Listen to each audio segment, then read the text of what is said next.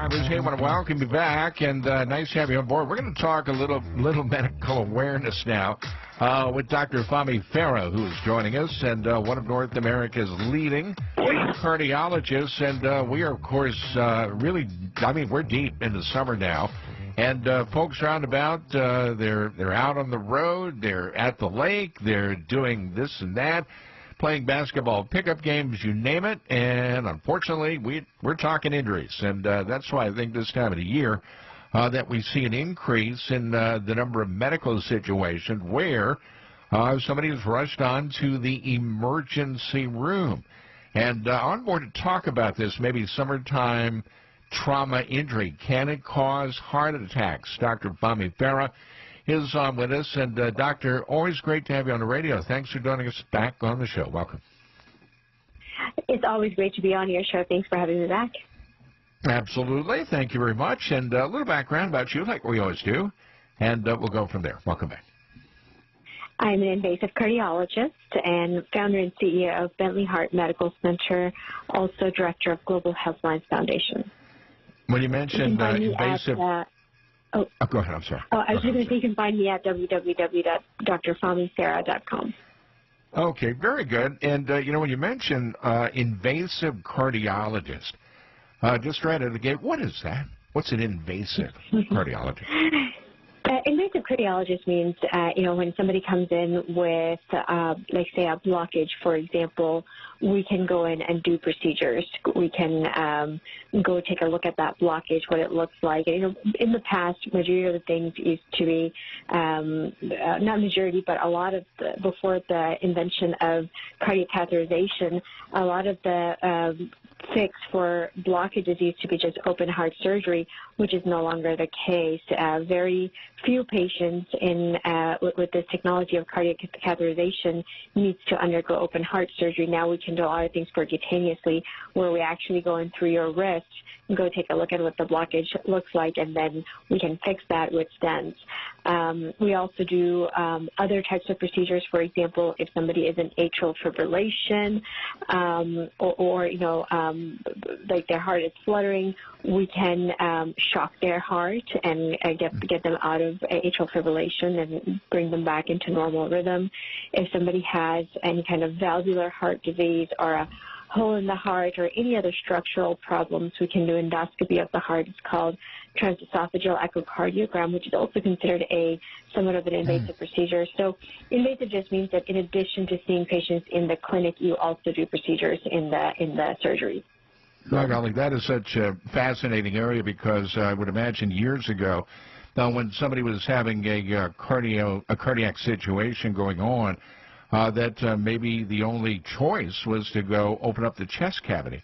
But not these days, right? Is that the surgery of last resort? Opening up the chest? That is correct. We take very few people to surgery. It's only those, just as you said, it's last resort. The other things we do as invasive cardiologists, we can also put in pacemakers in patients' hearts. Wow. Devices, we can do those. Mm-hmm. A friend of mine was just recently in the hospital, and she was diagnosed with an aneurysm on the heart. And I may have these numbers wrong, but she was indicating that the aneurysm is like 1/4 of a centimeter. Was the diagnosis like that? What is an aneurysm on the heart? Is that like a bubble, or that could it's kind of like maybe a bubble you might find on your tire? Is it similar? A very good question. I would describe it more as a balloon rather than a bubble. So, okay. It's basically like, an area of the artery, which is kind of like a pipe. It balloons out, like it stretches out, and that is the aneurysm by definition. So it's dilation of one area. Okay, and if that aneurysm, if it bursts, is that catastrophic? Is that a catastrophic event? Very much so. And so just imagine a balloon, if you are to stretch it, and, balloon has the ability to stretch, right, to a certain degree. That's normal. That's what it's meant to do.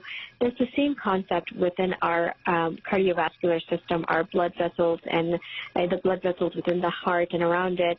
They have what's called compliance, meaning they have certain allowance of stretch in them. They can stretch and they can contract.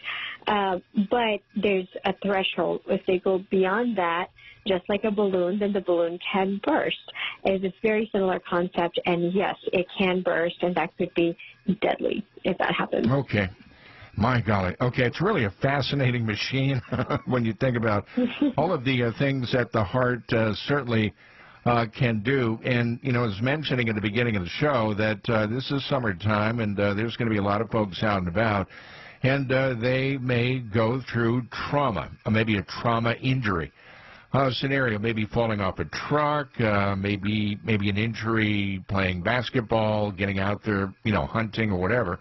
Does the heart work overtime in pumping blood if somebody's experiencing a trauma-type injury? It certainly can. Any kind of strain our body's undergoing can put stress and strain on the heart, and it can have implications. There's something called stress-induced cardiomyopathy, which is heart failure. The heart pump can give out from that strain and go into heart failure. That can be, the patient can have symptoms of shortness of breath, swelling in their legs, and things like that. But additionally, in the setting of an acute trauma and acute stress to the body, people can actually have heart attack as well. There are various different types of heart attack. One of them is called, non-ischemic, which means like, it's usually injury related, some kind of a stress, like if we have infection, for example, in the body, that stress can put strain on the heart, and that person can behave like they're having a heart attack, and that is in fact a form of heart attack. My God, can someone have a heart attack and not know it? Is that common? They can. People can have silent heart attacks. We see that quite often in the clinics, actually. There are various types of heart attacks where even a massive heart attack, in the setting of a massive heart attack, sometimes people may not have the typical signs and symptoms of chest pain and shortness of breath. They may have other symptoms like fatigue or, nausea, vomiting. And so those who may not recognize those symptoms as being a heart attack, they may ignore it in the moment, and then, sometimes they do okay. They move on with life without knowing that they've, in fact, had a silent heart attack. My golly. Okay, and probably next time that person goes in for a checkup, their general practitioner is going to find that. Correct in that? And I would imagine it's kind of like, what? A heart attack? What, me? Do a lot of people say, that's never going to happen to me kind of a scenario? Do you hear that a lot? They do, yeah, certainly. And you're right. So if you've had a heart attack and, you just don't know it, your PCP or any other physician, they can find it if they do an EKG. So if they do an EKG, for the most part, EKG can detect it. Not 100%, but majority of the times the EKG can see that there has been an event at some point in the past. It won't be able to tell us exactly when. It will just say at some point in the past. And yes, there are a lot of people in denial. In fact, they, even if they have symptom one time, it goes away, they feel better, and they feel that they're fine. They don't need to get their heart checked. That's a very, very common misconception that gets a lot of people into trouble. Well, absolutely. You got to listen to your body. That is, I think, job number one. When the body is saying something to you, you've got to sit up and take notice. And drivers, I know many of you try to keep up on your health as best you can, and don't brush off these warning signs, things that are certainly going to go on that can alert you, and maybe to get in there and get treatment for what is going on. Doctor, we got a break here for a few minutes, and Dr. Fahmi Farah is on with us, ladies and gentlemen, one of North America's leading cardiologists. And, man, do you think about that? I mean, from your heart perspective, when you're driving down the road, do you feel chest pains every now and then? Is the chest pain maybe in the middle of the chest, or is it on the left side of the chest, or the right side? Let's talk about that, recognizing some of the symptoms and the warning signs that may prompt you into action. The other thing I want to bring up, I've been reading a lot of stories about fad dieting. What's the latest fad diet in vogue? What is the one that a lot of folks are talking about on social media, getting a lot of traction out there? Can the fad dieting cause heart issues? We'll go into that as well. Stay tuned. A bunch more coming up right here on SiriusXM 146. Drivers, hey, want to welcome you back. And let's talk medical information with Dr. Fahmi Farah, and one of North America's leading cardiologists. And, man, I'll tell you, that heart of yours, it could be as big as a house. It could be the nicest individual in the world, all of that stuff. And, man, when you think about that thing being the center of your life, that thing's got to keep going. So let's talk about that. What are you doing to take care of your heart when you're out there on the road? Doctor, again, thanks very much for joining me on the program. We talked about this going into the break, that I'm seeing a lot of stories about fad dieting. Oh, try this, eat that, lose weight, man, do it quick kind of a scenario. But I'm thinking that if you're going to be doing that, if you are going to be taking on one of these so-called fad diets, number one, maybe start out with a little conversation with your general practitioner. But if you jump feet first into it, are you opening up the world of trouble to the heart if you're doing like fad dieting these days? What do you think? It is very much a possibility depending on what kind of diet you're following. There are a lot of different diets out there that become popular, especially on social media, but not every one of them is heart healthy.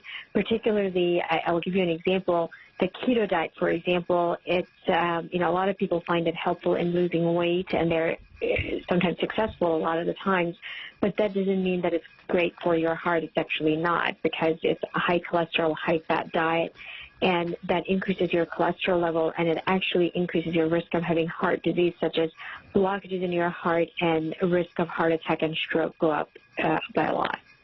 Okay, and do you find that maybe people of all age groups will try these fad diets? When one might hear fad diet, they think, well, okay, maybe it's going to be somebody younger that has seen something on social media, like you're mentioning. But are older folks trying these fad diets and maybe with not so good results?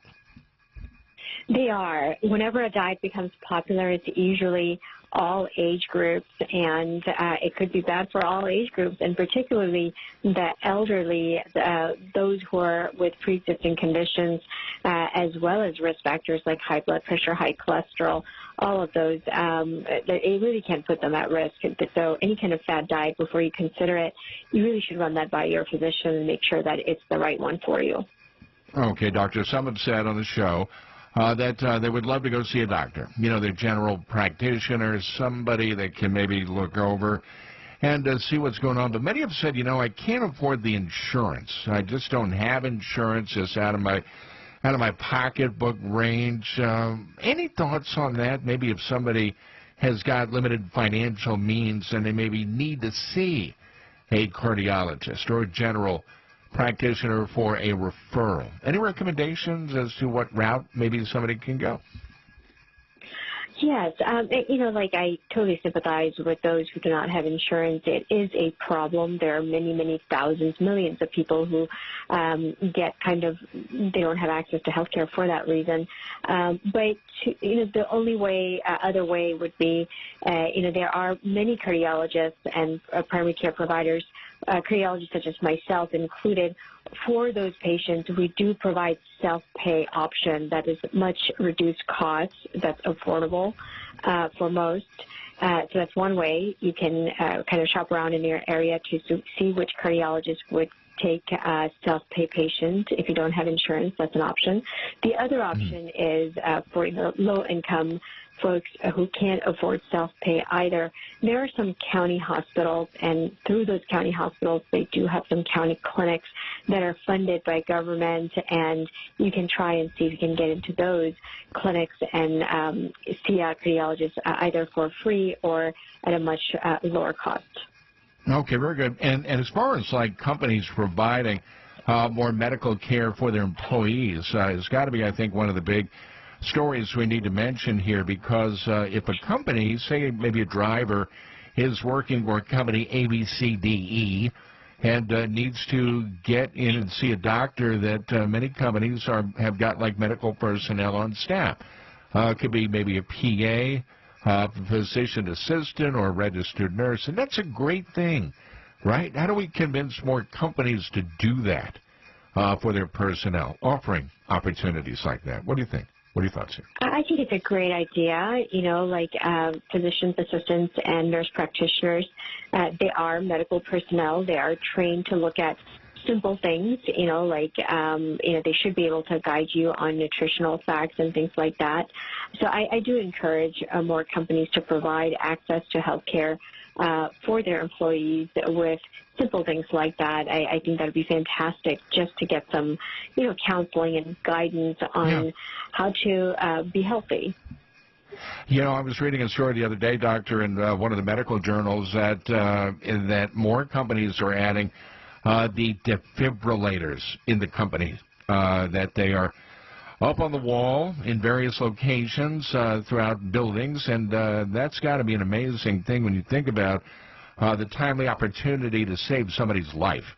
If somebody has got a cardiac situation going on, they go down in distress, it could be a simple procedure such as breaking that glass, right, and then pulling out the technology and trying to shock somebody's heart back into rhythm, or try to bring them back, in other words.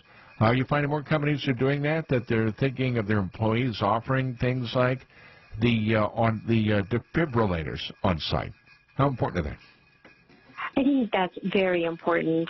You're so right. A defibrillator can completely save a person's life in the setting of an out-of-hospital cardiac arrest, or any cardiac arrest for that matter.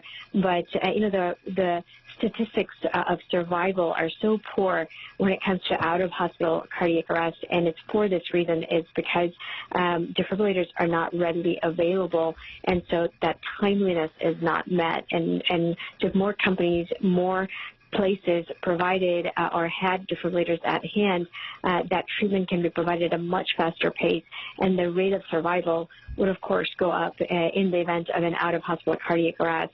And on that note, I will say I travel quite a bit, and recently when I was in Europe, it was actually in France, one of the things I noticed that I really liked is that they had defibrillators everywhere, like in restaurants, like in the streets. Like, I was just amazed. I'm like, why can't we do this in the United States? So I would love to see that change be made, and I think more funding, of course, is necessary for that. I hope that the government helps out, and that private sectors, like, restaurants and different businesses, if they can invest a little bit in those, it would just go such a long way for all people. I would love to see more trucking companies, large and small, do that, and give those that would be in charge of it the needed training, having maybe teams of members inside of a company that could respond to help somebody that may go down, because you never know. This is a case where this kind of a situation, a heart attack, heart distress, can happen anytime, anywhere, and you may not even know it's coming. Doctor, thank you very much for joining me on the program. Dr. Fahmi Farah on board, one of North America's leading cardiologists. And one more time, Doctor, where can folks find you on the web? Thank you. And you can find me at www.drfahmifarah.com, also at Fahmi J. Farah on X and Instagram. All right. Thank you, Doctor. And we'll talk to you again next week. That's Dr. Fahmi Farah,